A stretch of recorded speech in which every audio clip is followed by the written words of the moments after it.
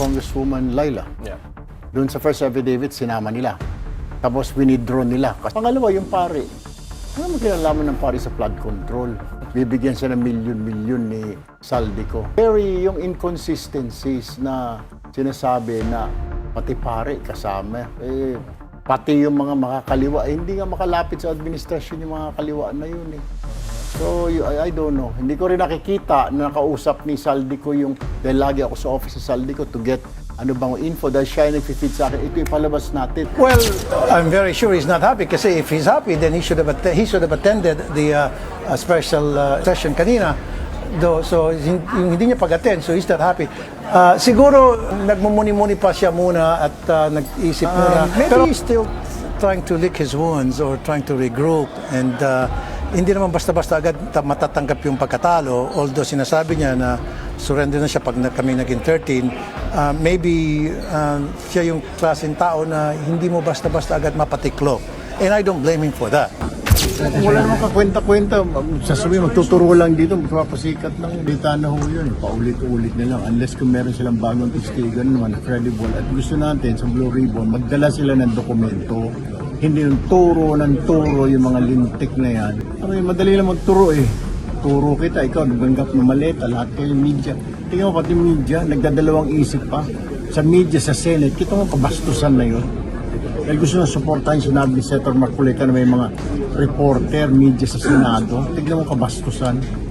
Yung nangangarap na maging senador na may defensor. Pero sa tingin namin, may talagang usurpation of authority dahil hindi naman siya miyembro ng Senado. Let's be honest. Kung naghahanap kayo ng comedy show ngayon, hindi nyo kailangan mag-Netflix. Manood lang kayo ng gobyerno sa Pilipinas. Pero seryoso, nakakapagod na panoorin kasi magulo, kanya-kanya ng interes at may sariling grupo at personal na drama. And instead of being united to face the actual bigger problems of this country, they are treating the government like a high school cafeteria. Well, look, I'm not saying nakalimutan natin ang mga flood control issues at iba pang anomalya. Those are important, but let's look at reality. Lugmok ang piso nitong mga nakaraang buwan, sky high ang bilihin and grocery, kuryente, gasolina. Mga ordinaryong Pilipino ang nagdudurusa but these senators are busy talking absolute bullshit. Unbelievable. Anyway, let's look at some clips and see for ourselves. Welcome back to my channel. Well, I'm very sure he's not happy kasi if he's happy, then he should have attended the special session kanina. So yung hindi niya pag-attend, so he's not happy. Siguro nagmumuni-muni pa siya muna at nag-isip muna. Pero he's still trying to lick his wounds or trying to regroup and hindi naman basta-basta agad matatanggap yung pagkatalo. Although sinasabi niya na surrender na siya pag kami naging 13, maybe siya yung klaseng tao na hindi mo basta-basta agad mapatiklop. And I don't blame him for that. Unbelievable. Is that how a professional senator speaks? Look, we all know exactly kung anong klaseng tao si Raffy Tulfo by now. He loves to attack, he loves to mock, at ang hilig niyang mang-inis kapag corner na siya. But let's actually analyze what's happening here behind the theater. So instead of moving forward and focusing on the actual massive problems of this country, anong ginagawa nila? Puro drama. A new Senate President today, sir. We'll see. Pero kung magsalita ng tapos. How are the negotiations, sir? We know you've been busy with the negotiations in the past days, sir. Just the senior members, yung mga barkada sa minority, so I really don't have any idea. Sir, but Senator Joel jumped ship? Senator Joel? I don't know. Sir, naglabas ng statement si Senator Conceded? Ano pong reaction, sir? Well, thank you. Nagkausap na daw po sila ni Senator Joel. Kung nag-concede siya, then that's he's the one answering your question, di ba? Tingin niyo magkakaroon ng fresh start ang Senado after today? Definitely. Are you confident magiging smooth, sir, ang session? Definitely. After mag-concede, We will really work on that kasi maraming mga nakapending eh. do you have confirmation na may aa-attend sa Cayetano block? Or it will just be your block? The Gatchalian block? What I heard, meron dalawang babae na will attend From? the minority block. Pero you don't know if they will vote for kung sino ang inyong i-attend. But Senator, do you plan to install Senator Gatchalian as the SP this If morning? we have the numbers. If you have- Well, Have the numbers? But do you plan to do it this Why? morning? My question, I'll throw it back Do you to have you. the numbers? Bakit nag-concede si Senator Cayetano? Why did he concede? But you're from the majority, sir. Can you tell us if you have the 13 already, sir? I might ask Senator Cayetano, Sir, why did you concede? Do you think genuine? But did you get confirmation from Genuine ba yun? Senator Joel? Did you get I confirmation was from... able to talk to him. It was Senator JB, pero not me. I'm just confident now. This will be a very good day, session, and we'll be tackling a couple of bills and then the CA. So, Pero sir, naniniwala kayo sa statement ni Senator Cayetano? Genuine ba yun, sir? I have no comment. But anyway, sabi niya, he's conceding. He's So, offering cooperation. Is that a good sign, yeah, sir? very good. Of course, thank you, di ba? Kailangan naman natin. So, Sir, kahapon gusto niya Blue Ribbon ma-retain sa kanila. Payag ka? baka gawin nilang hiring-hiringan eh. Yan ang problema doon. But you will stand by your committee, sir. Of course. Matter of fact, next time they'll do that again. I already have the instruction from the Senate, from Senate Pro Tempore, Acting Senate President Gatchalian, to sue them, to sue anybody who will be pretending na isang press conference or media forum na sabing Blue Ribbon. It's a usurpation of authority, plain and simple. And I've already talked to the NBI, I've talked to the PNP, law enforcement authorities, and legal, and they said yes, it's usurpation of authority. Is it the reason, sir, why they didn't attend yesterday? Para Kasi isusunod. siguro, kita nila, mali naman talaga. Sir, hindi ba enough yung ginawa nila kahapon para sampahan sila ng kaso? Working on it. My lawyers are talking with the authorities. Sir, when is the next Blue Ribbon Sir, hearing? your brother was in India yesterday. Tumanggap din daw. Kaya nga, ang dami nga doon, daming media person. Tapos, hinipilit pa, meron ba sa Senate? Pag may sinabi sa Senate, pagagalit na talaga, pa-arresto pa sila sa oras na yun. Just because si Senator Gatchalian na ang Senate President, they think they can just sweep everything under the rug. Give me a break. Notice the pattern here, guys? Dahil it's so obvious, halos lahat ng kakampi at kagrupo ng mga tulfo iwas na iwas pag-usapan ng flood control issues. It's super transparent. And instead of facing the allegations head on, producing the receipts and showing us where the taxpayers' money actually went, anong ginagawa nila? Nagsisitakbuhan, nag-walk out, gagawa ng issue, and they try to pick a fight with anyone in the room just to create a distraction. It's the oldest political trick in the book. So when you can't defend the numbers, start screaming match. I mean, seriously. Is this the kind of leader we want? High-ranking officials who behave like children in a playground. The moment they ask hard questions about accountability, people are literally drowning during typhoon season. Ang taas ng bilihin, yet they have the energy for this nonsense. And I don't think so. But hey, maybe I'm crazy. Maybe you guys like watching our Senate turn into a reality TV show while our hard-earned tax money vanishes into flood control infrastructure that doesn't exist. Meanwhile, let's move on to the second act of this political circus. Here is an interview of Senator Erwin Tulfo hitting back at the testimonies of these 18 ex-Marine soldiers. Ang isa pa, let me add to that, yung si Congresswoman Laila. Yeah. Doon sa first affidavit, sinama nila. Tapos winidraw nila kasi may nagsabi, hindi pa naman siya congresswoman dyan. Oo nga, na-elect siya 2025. Tama. Tapos kahapon, binalik na naman dahil ayaw tumigil ni Congresswoman De Lima. Salitan siya. Pangalawa, yung pare. Ano naman kinalaman ng pare sa flood control? Bibigyan siya ng milyon-milyon ni Saldico. Doon na lang ko yung, it's very, yung inconsistencies na sinasabi na pati pare kasama. pati yung mga makakaliwa, hindi nga makalapit sa administrasyon yung mga kaliwa na yun eh.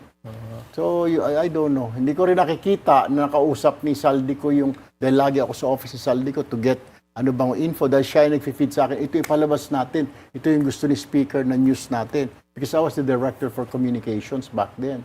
Pero hindi ko sila nakikita. Nakikita ko yung mga party leaders, mga senior leaders ng Congress, yun nakikita ko, mga ordinary congressman, may mga bit-bit na mga folder, papel, mga program of work, na ganito kakapal. Senator Marcoleta, nakita ko rin, may dalang program of work.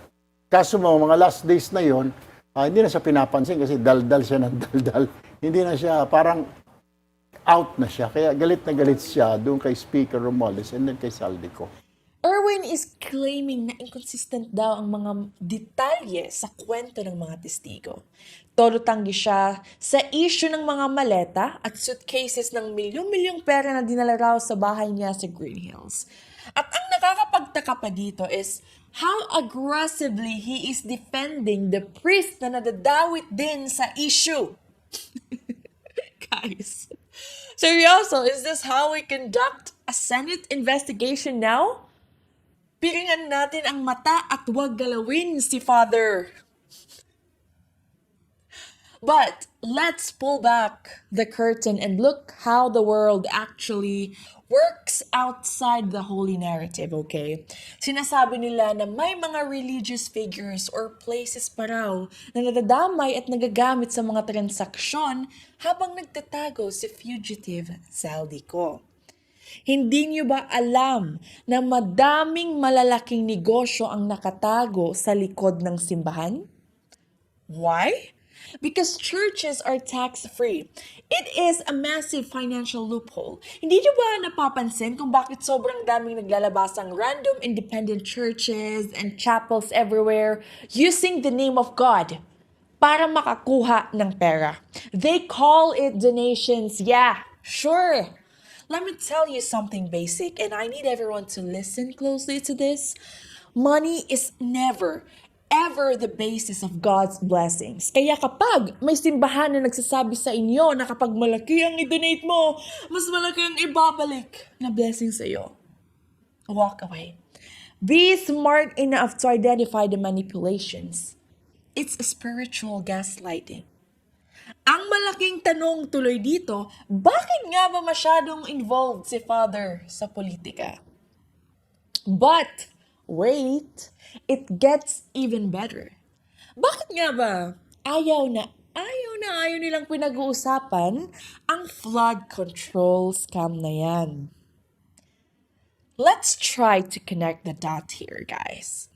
Because the puzzle is finally solving itself.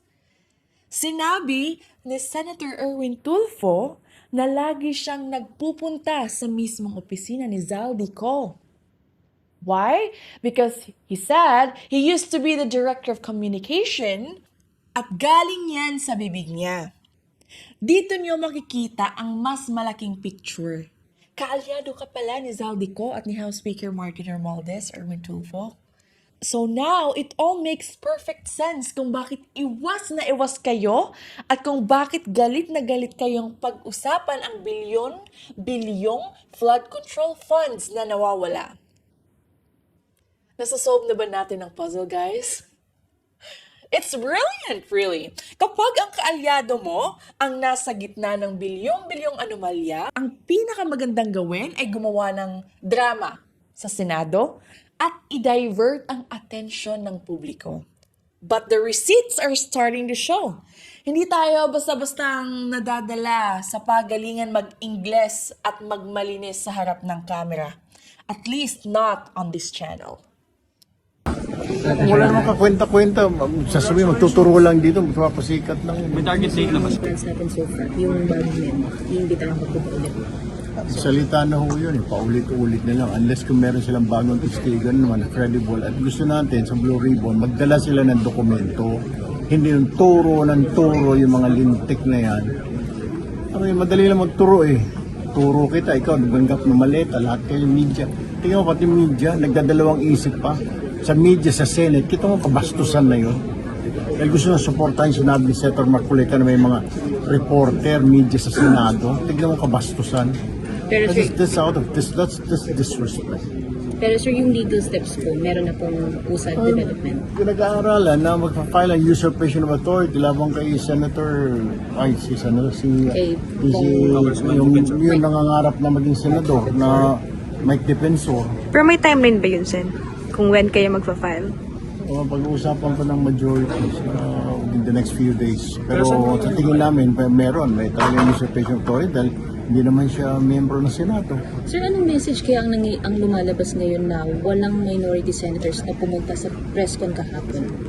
Siguro naisip nila, na-realize nila na mali yung ginagawa ng mga yun, at kalokohan na lang. Bakit isisipot doon, puro kasi nangalingan. Madali kasi magturo, di ba? Kung sino-sino na, may mga media na nga tinuro kasi para maging credible sila, iba na namang tinuro nila.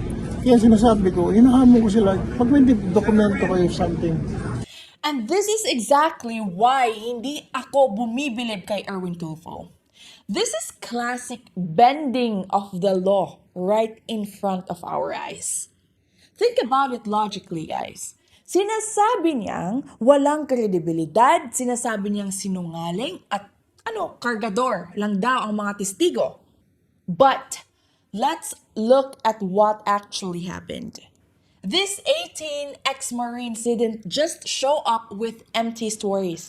They produced a whole bunch of photos and videos to back up everything they're talking about. I mean, ano bang ebidensya ang kailangan mo, sir? Bulag-bulagan lang? Scripted ba ang mga litratong yan? The answer is so obvious it hurts. Ayaw nyo lang talagang hanapin ang katotohanan. You wanna know why they are screaming libel and defamation left and right? Why they're using technicalities to shut this down? Because you all know you will be in deep, deep trouble. Nagkakabukuhan ni. Dumating na sa punto na lumalabas na ang mga resibo kaya biglang panic mode ang buong kampo. And instead of showing genuine interest, studying the evidence, and trying to understand how deep this corruption goes, ano ang ginagawa ng isang hinalal na mambabatas? Dinadaan sa pananakot at pangmamaliit sa mga testigo. Now, let me tell you something. You don't talk like that against the people you are supposed to protect. A real leader faces the music, looks at the evidence, and addresses the public with accountability. You don't hide. You don't hide behind a communications network or an alliance with political powerhouses just to shield yourself from the heat. But hey, keep filing those cases, keep distracting the media. The public isn't as blind as you think, and no matter how much you try to bend the law, the truth has a funny way of breaking through. Anyway, let's move on to this next clip because this one is very interesting, to say the least.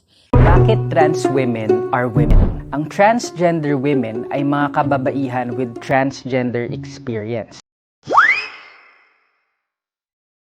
Ibig sabihin, hindi nagtutugma ang kanilang gender identity sa kanilang assigned sex at birth. Pero hindi ibig sabihin nito na hindi sila babae. Bagkus ito ay isang identidad na sumasalamin sa karanasan ng mga kababaihan na sadyang ipinanganak na iba sa kanilang gender identity. Ayon sa mga akademiko at eksperto, ang pagiging babae ay isang gender identity, isang kasarian na hindi lamang nakabase sa ating mga assigned sex at birth or chromosomes. Ang pagiging babae ay isang karanasan na nakabase sa ating lived experiences at sa mga social roles that are expected of us and that we perform in society. Napakaraming karanasan at identidad ng pagiging babae. May mga batang babae, matandang babae, women with disabilities, women of color, working women, students, Christian women, Muslim women, at napakarami pang iba. Hindi kabawasan ang pagiging transgender woman sa usapin ng karapatan ng mga kababaihan. Pagkus ito ay pagpapalakas at pagpapakita na may sari-saring identidad at karanasan ang mga kababaihan sa lipunan. Ako si Vince Liban, National Convener ng Pride PH at isang LGBTQIA+ advocate. At ito ang Trans women are women. Yan talaga ang gusto nilang ipaglaban. Now, let me be completely clear about this, okay? I respect the LGBTQ plus community, full stop. I love my transgender friends. They respect my beliefs and I respect theirs. So, we are in perfectly good terms, okay? May mutual respect pagdating sa totoong buhay. But I absolutely 100% disagree with this statement. Sorry, guys. But we need to talk about reality, okay? Transgender women are not women. Period. Hindi niyo pwedeng basta na lang piliin ang isang label at sasabihin alam niyo na ang ibig sabihin ng pagiging isang babae. You have never and will never experience kung ano talaga ang pinagdaanan ng isang biological woman. Naranasan niyo ba ang cramps at hapdi ng regla buwan-buwan? Na-experience niyo ba ang challenges at stress ng pagkakaroon ng PCOS o ovarian cyst? What about the literal, physical toll of pregnancy, postpartum, and the heavy hormonal shifts na nakatatak na sa biological DNA ng isang tunay na babae? Hindi. Because you do not have the organs and the biology for it, okay? Womanhood is not a costume. Hindi yan isang pakiramdam lang na kapag nagising ka ngayon at feeling mo babae ka, automatic babae ka na. It is a distinct biological and medical reality. To claim na pareho lang kayo sa mga biological women completely invalidates at minamaliit ang mga totoong sakripisyo at struggles na pinagdadaanan ng mga babae since birth. Look, you can call yourself whatever you want, okay? Gawa kayo ng kahit anong term. Cis woman, trans woman, whatsoever. Live your life the way you want to live it. Pero, ang hindi nyo pwedeng gawin ay ipilit ang mga paniniwala nyo sa mga biological men and women at baguhin ang basic science para lang maging comfortable kayo. Okay? Truth doesn't care about your feelings. And biology is never a social. And that is pretty much it for today, guys. Like I always say, huwag niyo lang basta paniwalaan ang nadidinig niyo sa media o sa mga politikong mahilig mag-divert ng kwento. Look at the receipts. Use your common sense and think for yourselves. So kung bago ka pa lang dito, don't forget to like, subscribe, and hit that notification bell para updated ka palagi sa mga ganitong usap. But before you leave, I have a quick announcement for all my vintage thrift lovers out there. Kung naghahanap kayo ng mga pre-loved, high-quality sourced from Japan, you need to check out my online shop. These pre-loved thrift luxury finds. Yes, guys, we're talking about beautiful, curated pieces na siguradong magugustuhan nyo without breaking the bank. Sourced from Japan ang items natin, kaya guaranteed ang quality. So, the link is right there in the description box below, or you can go straight to the link below my description. So go browse around, find your next favorite piece, and let's shop smart. Let's face it, ignoring that toothache won't make it go away, and filtering your selfies is getting exhausting. If you want a healthy, confident smile without financial trauma, it's time to visit DRVR Dental Clinic. We combine quality care with affordable prices, no hidden charges, from basic maintenance like cleanings, fillings, extractions, and digital x-rays, to major upgrades like braces, whitening, veneers, and dentures. Because let's be real, your smile, our priority. So stop making excuses. Visit us at 1663 30th Verona Street, Tondo, Manila, or text or call at 0993-952-4394 to lock in your appointment. So drop your inquiries today and let's get your teeth sorted. Thank you so much for the love and support, guys. I will see you all in my next one. Stay smart. Bye!